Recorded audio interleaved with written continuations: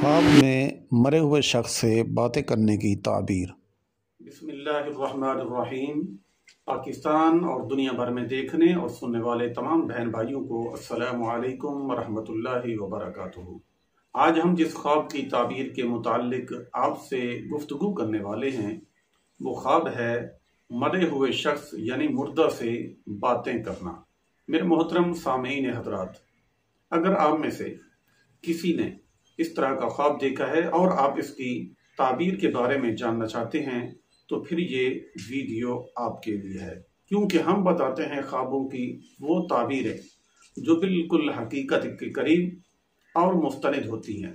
वो इसलिए क्योंकि हम लेते हैं आपके ख्वाब की ताबीर इमामुल अंबिया हज़रत मोहम्मद मुस्तफ़ा अहमद मुश्तबा सल्लल्लाहु अलैहि वसल्लम के प्यारे सहाबी हज़रत अनस बिन मालिक रज़ियल्लाहु ताला अन्हु के शागिर्द खास इल्म रोया के सुबंद हज़रत मोहम्मद इब्न सीरीन रहमतुल्लाहि ताला अलैहि की मशहूर किताब ताबीर रोया और इस तरह की बिल्कुल मुस्तनिद कुतुब की रोशनी से।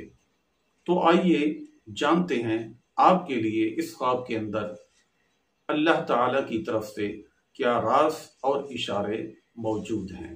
मेरे मोहतरम सामीन हज़रात, अगर आप में से किसी ने हालत ख्वाब में मुर्दे से बातें की हैं, मरे हुए शख्स से गुफ्तगू की है, तो ये दराज़ी उम्र की ताबीर है।